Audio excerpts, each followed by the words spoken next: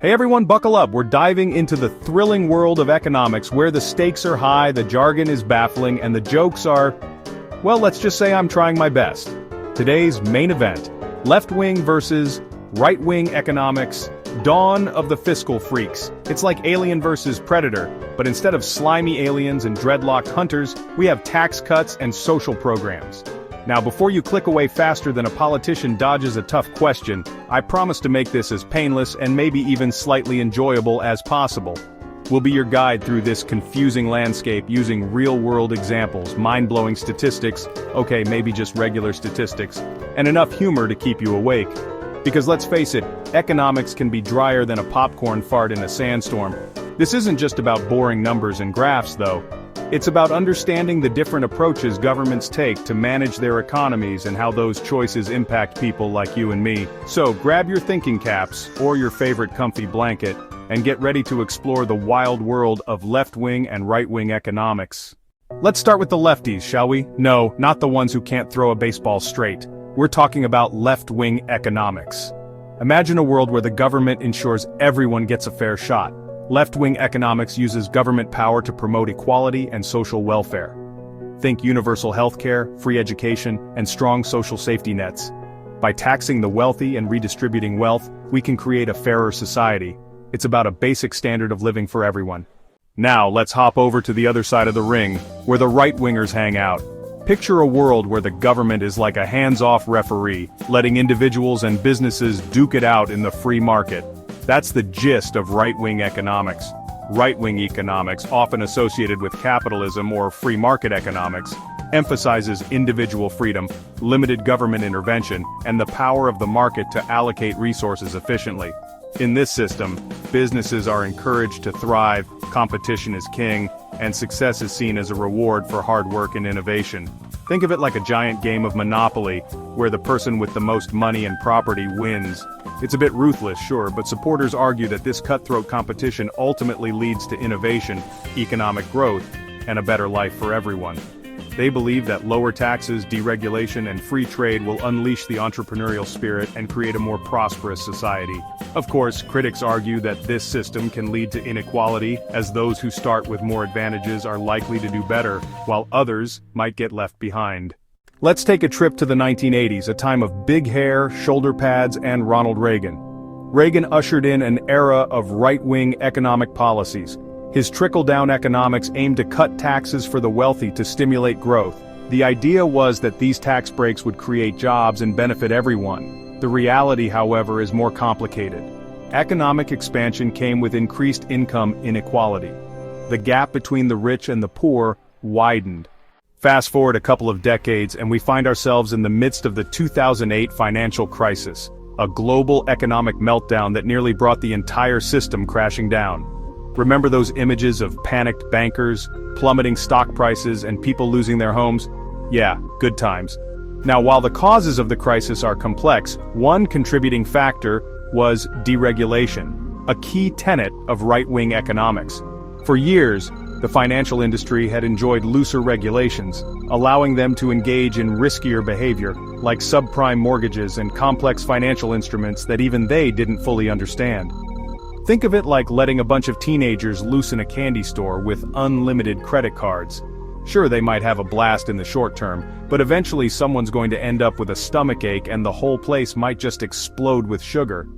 The 2008 crisis showed that while deregulation can lead to innovation and economic growth, it can also create an environment where reckless behavior goes unchecked, ultimately putting the entire system at risk.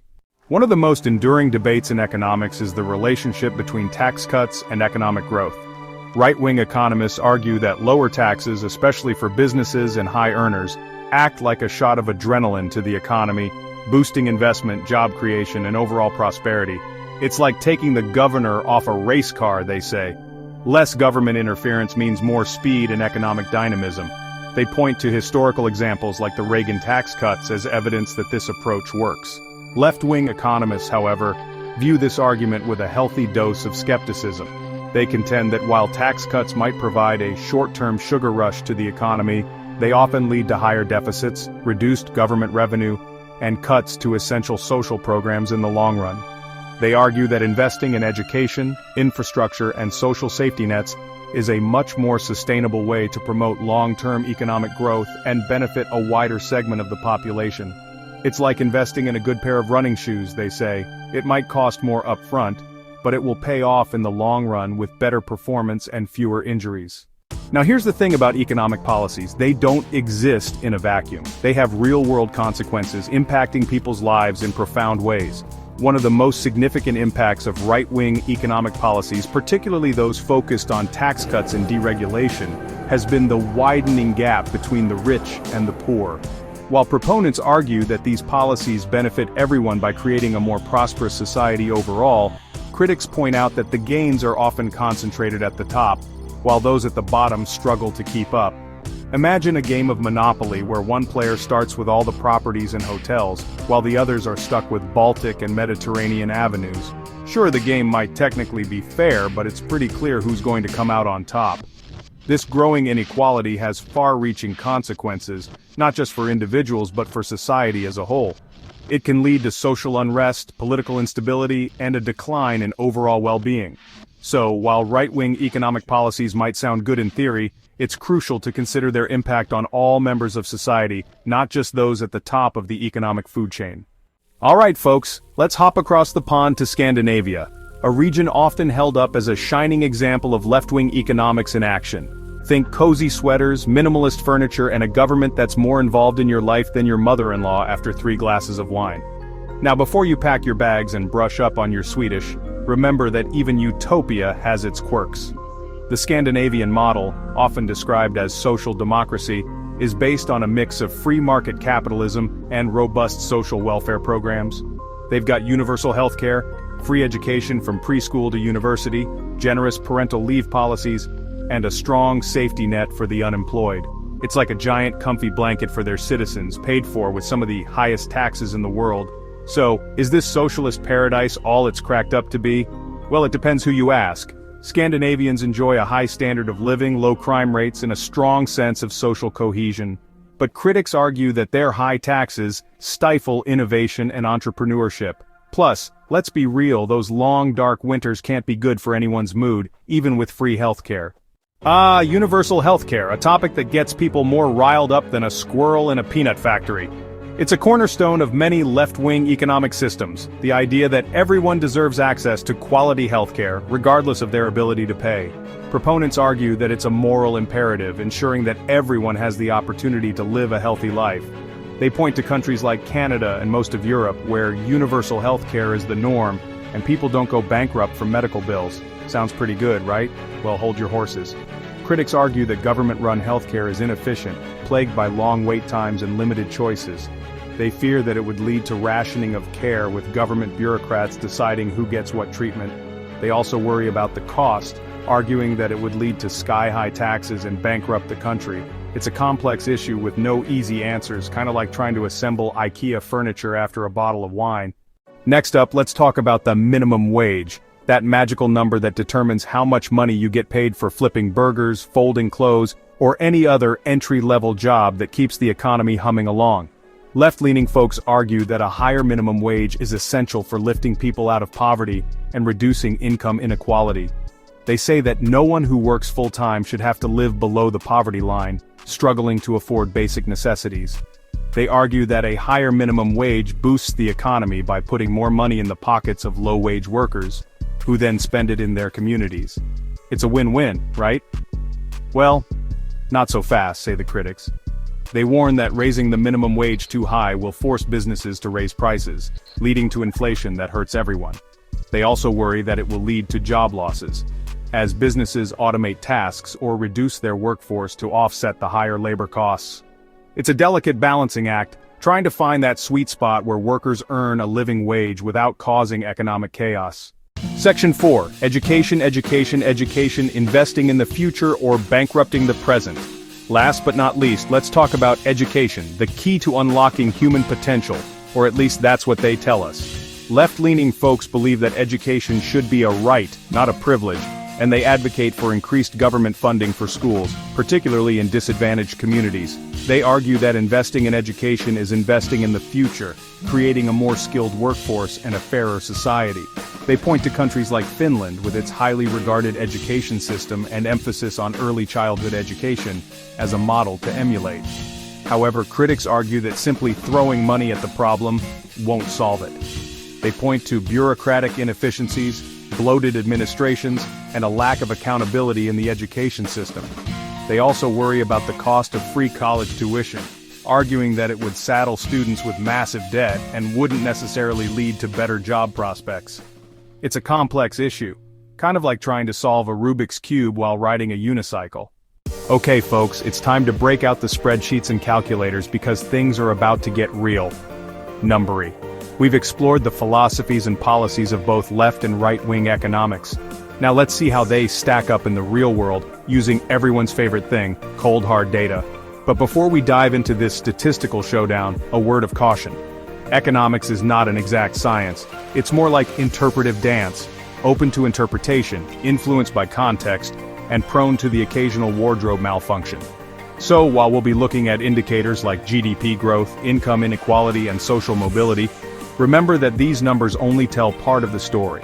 They don't capture the human impact of these policies, the hopes and dreams, the struggles and triumphs of everyday people trying to make ends meet. But hey, at least it's not another cat video, right?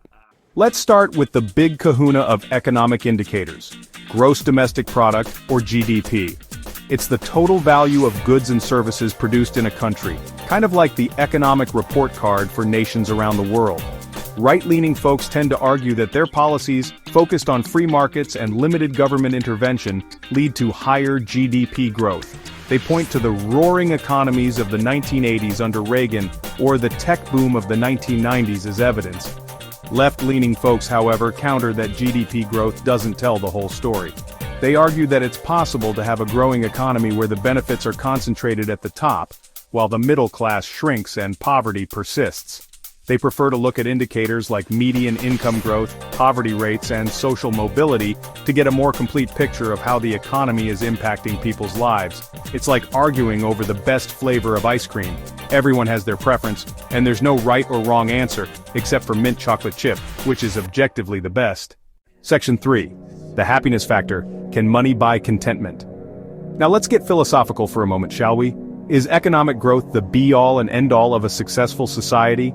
Or are there other factors like happiness, well-being, and social cohesion that are just as important? Some studies suggest that beyond a certain level of income, more money doesn't necessarily lead to more happiness. Scandinavian countries with their high taxes and generous social safety nets consistently rank among the happiest in the world, despite having lower GDP growth rates than some other developed nations. This suggests that factors like income equality, social support, and a sense of community might play a significant role in overall well-being. Of course, others argue that happiness is subjective and difficult to measure. They point out that economic freedom and the opportunity to pursue one's own goals are also essential for a fulfilling life. It's like trying to define the meaning of life. Everyone has their own interpretation, and good luck getting everyone to agree on one definition. Section 4. The Great Debate. Which side is right or left? So, after all this, where do we stand? Which economic system reigns supreme? Well, the answer, my friends, is it's complicated. As much as we love a clear winner, the reality is that there's no one-size-fits-all solution to the complexities of managing an economy. Both left and right-wing economics have their strengths and weaknesses, their successes and failures. It's about finding the right balance, the sweet spot between economic growth and social equity, between individual freedom and collective responsibility. It's about recognizing that the economy is not a zero-sum game, where one side's gain is inevitably the other side's loss. It's about creating a system that works for everyone, not just the privileged few. Easier said than done, right? It's like trying to herd cats, messy, unpredictable, and likely to end with you covered in scratches. But hey, if it were easy, everyone would be an economist, and then who would write the witty commentary? Section 5. Stay tuned, folks. And there you have it, folks. A whirlwind tour of left and right-wing economics. We've crunched the numbers, explored the philosophies, and hopefully injected a little humor along the way. But this is just the tip of the iceberg, my friends. There's so much more to explore, from the role of government regulation to the impact of globalization, from the challenges of climate change to the rise of automation. But we'll save those thrilling topics for another time. For now, let's take a break, grab a snack, and ponder the economic mysteries of the universe. And don't forget to like, subscribe, and share your thoughts in the comments below. Okay folks, take a deep breath and put down the pitchforks, metaphorically speaking of course. We've spent the last few sections painting left and right-wing economics as two opposing forces battling for economic supremacy. But let's be real, the world is rarely that black and white. It's more like a Jackson Pollock painting, messy, abstract, and open to interpretation. We love to put things into neat little boxes, don't we? Left versus right, liberal versus conservative, cats versus dogs. Spoiler alert, dogs are better. It makes the world seem simpler, easier to understand. But the truth is, most of us fall somewhere in the messy middle, a confusing kaleidoscope of beliefs and values. And economics is no different. The idea of pure, unadulterated capitalism or socialism is about as realistic as a unicorn riding a roller coaster while juggling chainsaws. Sure, it's fun to imagine, but it's not going to happen in the real world. Section 2, the mixed economy, a bit of this, a bit of that. So, if the extremes are a myth, what's the alternative? Well, buckle up, Buttercup, because we're about to enter the thrilling world of the mixed economy. Don't worry, it's not as boring as it sounds. Think of it like your favorite cocktail, a carefully crafted blend of different ingredients that, when combined just right, create something truly special. Most modern economies are a mix of free market principles and government intervention. They embrace the power of the market to drive innovation and create wealth, but recognize the need for government to provide a safety net, regulate industries, and promote social welfare. It's like baking a cake, really. You need the right balance of ingredients, flour, sugar, eggs, a dash of economic theory to create something delicious. Too much flour, and you get a dry, crumbly mess. Too much government intervention, and you stifle innovation and economic growth. It's all about finding that sweet spot, the perfect recipe for a thriving society. The key to a successful mixed economy is pragmatism, not ideology. It's about being willing to adapt to changing circumstances, to experiment with different approaches, and to put aside partisan bickering in favor of solutions that work. It's like navigating a ship through stormy seas. You need a skilled captain who can adjust the sails, steer around obstacles, and keep the ship afloat, even when the waves are crashing down. Clinging rigidly to one ideology, whether it's the free market or government intervention, is like refusing to change course, even when you're headed straight for the rocks. It's time to move beyond the tired old debates of left versus right and embrace a more nuanced, pragmatic approach to economics. It's time to stop treating economic policy like a religion and start treating it like economics, a complex, ever-evolving field that requires careful analysis, critical thinking, and a healthy dose of humility. Section 4, the future of economics, challenges and opportunities. As we look to the future, the global economy faces a host of challenges, from climate change and resource scarcity to technological disruption and rising inequality. These challenges are complex, interconnected, and require innovative solutions that transcend traditional ideological divides. This is not a time for ideological purity or partisan gridlock. It's a time for collaboration, creativity, and a willingness to challenge outdated assumptions. It's a time to harness the power of both the market and the government to create a more sustainable, equitable, and prosperous future for all. So let's raise a glass of responsibly sourced fair trade coffee, of course, to the messy, exhilarating, and endlessly fascinating world of economics. It's a field full of contradictions, complexities, and the occasional bout of existential dread. But hey, at least it's never boring. Section 1, the power of perspective. It's your economy too. So there you have it, folks, a crash course in left versus right economics, served with a side of humor and a sprinkle of existential dread. We've explored the philosophies, crunched the numbers, sort of, and hopefully left you with more questions than answers. But that's kind of the point, isn't it? Economics isn't just abstract, it's about real people's lives. It's about real people's lives. It's about whether that single mom working 2 jobs can afford to put food on the table and keep a roof over her head. It's about whether that college graduate drowning in student loan debt can ever afford to buy a house or start a family. It's about whether future generations will inherit a planet ravaged by climate change or a world where everyone has the opportunity to thrive. In other words, it's about you.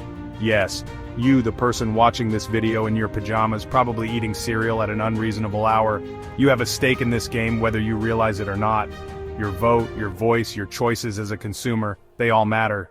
Section 2. Stay curious, stay engaged, and don't forget to laugh. So, what have we learned today? Hopefully that economics doesn't have to be as dry and intimidating as a week-old bagel. It can be funny, engaging, and even a little bit mind-blowing. But more importantly, I hope you've learned that there's no one-size-fits-all answer to the economic challenges we face. The left versus right debate is a useful starting point, but it's just that, a starting point. The real work happens when we move beyond the tired old talking points and engage in thoughtful, nuanced conversations about how to create an economy that works for everyone. So, stay curious, folks. Read books, watch documentaries, especially this one, and engage in respectful debates with your friends and family. And most importantly, don't forget to laugh along the way. Because if we can't find a little humor in the absurdity of it all, then what's the point? Now, if you'll excuse me, I have a sudden urge to go hug an economist. Don't worry, I'll wear gloves.